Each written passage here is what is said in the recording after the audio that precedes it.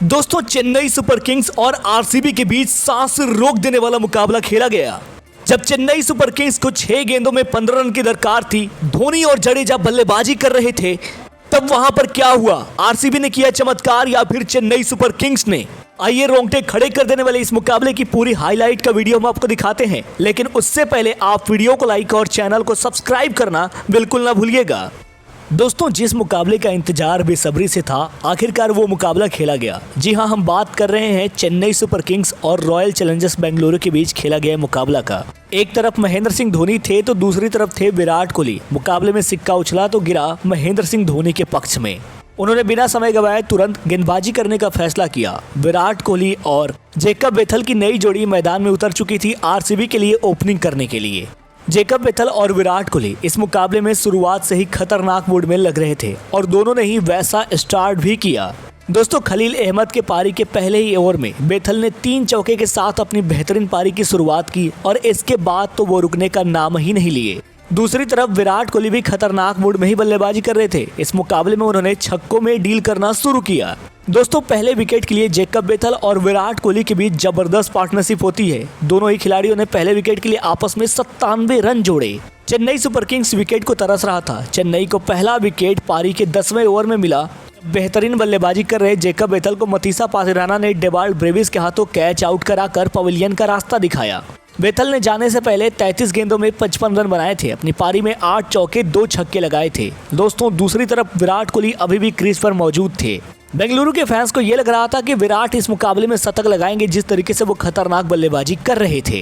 पर दोस्तों half century लगाने के बाद, ऑरेंज कैप अपने नाम करने के बाद विराट कोहली भी 33 गेंदों में 62 रन बनाकर 5 चौके 5 छक्के लगाते हुए कैच आउट हो गए। सैम करन की गेंद पर स्लिप में खड़े खलील अहमद को विराट कोहली ने कैच पकड़ा दिया और इस तरीके से उनकी पारी का अंत हुआ। दोस्तों मात्र 11.5 ओवरों में ही 121 रन पर आरसीबी ने 2 विकेट गंवा दिए थे। हालांकि उनका रन गति काफी बेहतर था। 10 के ऊपर के स्ट्राइक रेट से वो बल्लेबाजी कर रहे थे। विराट के जाने के बाद देवदत्त पडिक्कल और कप्तान रजत पाटीदार बल्लेबाजी कर रहे थे। उम्मीद थी कि ये दोनों बल्लेबाज ताबड़तोड़ अंदाज में बल्लेबाजी करेंगे, पर दोस्तों वैसा हो नहीं पाता है। चेन्नई सुपर किंग्स को मतीसा पाथिराना ने जबरदस्त तरीके से कमबैक कराया था। खतरनाक गेंदबाजी करते हुए मतीसा पाथिराना ने देवदत्त पडिक्कल को भी पवेलियन का रास्ता दिखाया। पडिक्कल ने अपनी पारी में 15 गेंदों में 17 रन बनाए थे। 1 चौका 1 छक्का लगाया था।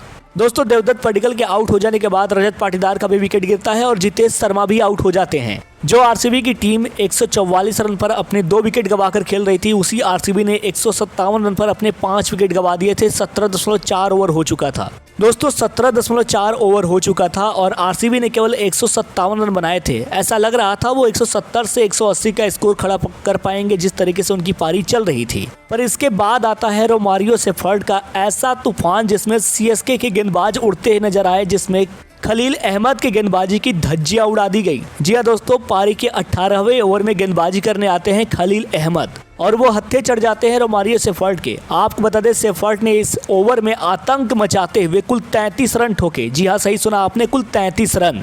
और केवल इतना ही नहीं, मतीसा पाथिराना के आखिरी ओवर में भी सेफर्ड ने शानदार छक्का चौका बरसाते हुए 21 रन ठोके और केवल 14 गेंदों में ही अपना 50 रन पूरा कर लिया। जी हाँ, सही सुना आपने, सेफर्ड ने वही मुकाबला याद दिला दिया जब उन्होंने दिल्ली कैपिटल्स के खिलाफ पिछले साल एनरिक नोरकिया की 5 गेंदों पर 5 छक्के लगाए थे।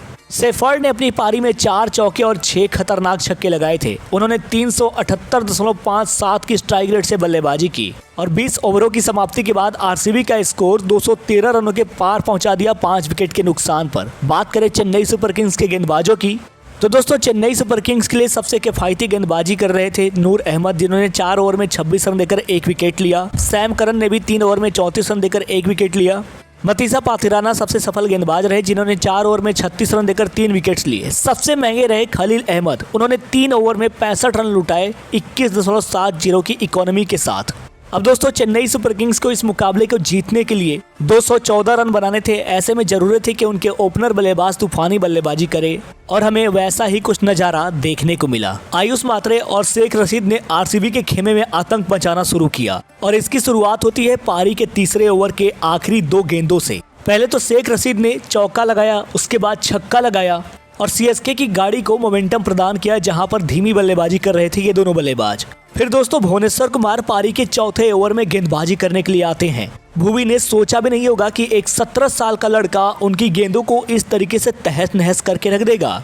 आयुष मात्रे ने 1 छक्का और 5 चौका लगाकर भुवनेश्वर कुमार के 6 गेंदों पर 6 बाउंड्रीज बटोरी हैं। ऐसा आईपीएल के इतिहास में पहली बार हुआ है कि भुवनेश्वर कुमार किसी भी बल्लेबाज से लगातार 6 गेंदों पर 6 बाउंड्रीज खाई हों। आयुष मात्रे और शेख रशीद ने 8 गेंदों पर लगातार 8 बाउंड्रीज बटोरी और सीएसके ने अचानक से आरसीबी से ये मुकाबला छीनना शुरू कर दिया। दोस्तों इसके बाद शेख रशीद बड़ा शॉट लगाने के चक्कर में कैच आउट हो जाते हैं। शेख रशीद को कृणाल पांड्या ने रोमारियो सेफर्ड के हाथों कैच आउट कराया। पारी का 5वां ओवर चल रहा था। 4.3 ओवर पर शेख रशीद आउट होते हैं। सीएसके का स्कोर होता है 51 रन।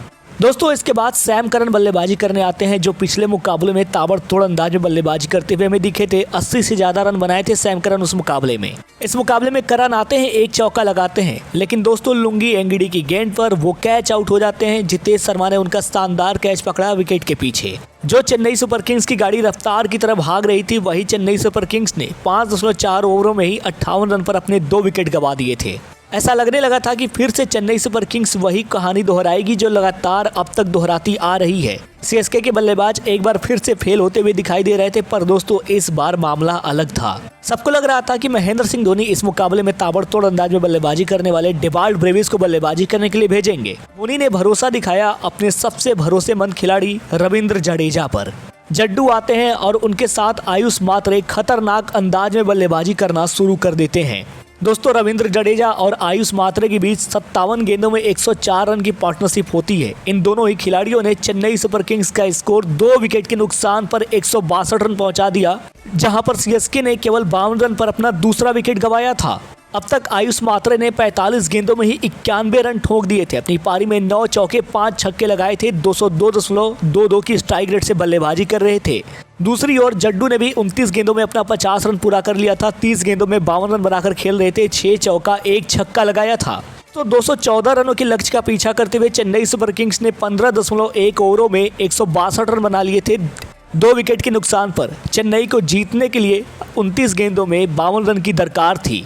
आयुष मात्रे और सर रविंद्र जडेजा खतरनाक मूड में बल्लेबाजी कर रहे थे। चेन्नई सुपर किंग्स आरसीबी को उसके घर में हराने के लिए पूरी तरीके से तैयार थी।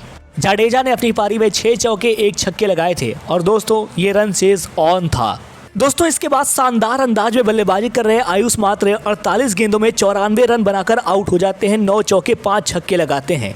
आयुष मात्रे को लुंगी एंगिडी ने कैच आउट कराया कृणाल पांड्या के हाथों। इसके बाद लुंगी एंगिडी ने अगली ही गेंद पर डेवाल्ड ब्रेविस का विकेट लेकर अचानक से मुकाबला पलट कर रख दिया। इसके बाद दोस्तों सुरेश शर्मा गेंदबाजी करने के लिए आते हैं पारी के 18वें ओवर में और उन्होंने इस ओवर में धोनी जडेजा के सामने केवल 6 रन दिए। अब मुकाबला एकदम से फंस चुका था। चेन्नई सुपर किंग्स को आखिरी 12 गेंदों में जीत के लिए 30 रन की दरकार थी।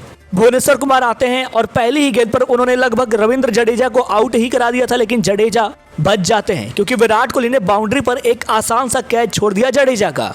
दोस्तों इसी ओवर में भुवनेश्वर कुमार की गेंद पर महेंद्र सिंह धोनी ने शानदार छक्का लगाया और आखिरी ओवर के लिए चेन्नई सुपर किंग्स को अब 15 रन तक पहुंचा दिया था कि चेन्नई सुपर किंग्स 15 रन बनाएगी और मुकाबला जीत जाएगी। पर दोस्तों यश दयाल आते हैं और उन्होंने पहली 2 गेंदों पर 2 सिंगल दिए और तीसरी गेंद पर महेंद्र सिंह धोनी को एलबीडब्ल्यू आउट करके पवेलियन का न सिर्फ रास्ता दिखाया बल्कि करोड़ों चेन्नई सुपर किंग्स के प्रशंसकों का दिल तोड़ दिया। इसके बाद दोस्तों 3 गेंदों में 13 रन की दरकार थी। आपको बता दें शिवम दुबे आते हैं और छक्का जड़ देते हैं पहली ही गेंद पर और कमाल की बात यह होती है कि वो गेंद होती है नो बॉल। अब सीएसके को 3 गेंदों में केवल 6 रन बनाने थे। दोस्तों चेन्नई सुपर किंग्स लगभग अब ये मुकाबला जीत चुकी थी, लेकिन यहाँ से फिर होता है चमत्कार। यश दयाल ने अगली 3 की 3 गेंदें लगभग यॉर्कर लेन पर डाली। नतीजा ये रहा कि आरसीबी ने इस मुकाबले को चेन्नई सुपर किंग्स से 2 रनों से जीत लिया। जी हाँ दोस्तों, सांसें रोक देने वाले इस मुकाबले में आरसीबी ने 2 रनों से मुकाबला जीता और इसी के साथ बेंगलुरु ने प्लेऑफ के लिए भी लगभग क्वालिफाई कर लिया। उनके अब 16 अंक हो चुके हैं। तो दोस्तों आप रविंद्र जडेजा की बल्लेबाजी को 10 में से कितने नंबर देंगे? अपनी राय हमें नीचे दिए गए कमेंट सेक्शन में जरूर बताइएगा और ऐसी ही शानदार खबरों के लिए हमारे इस चैनल को सब्सक्राइब करना बिल्कुल ना भूलिएगा। धन्यवाद।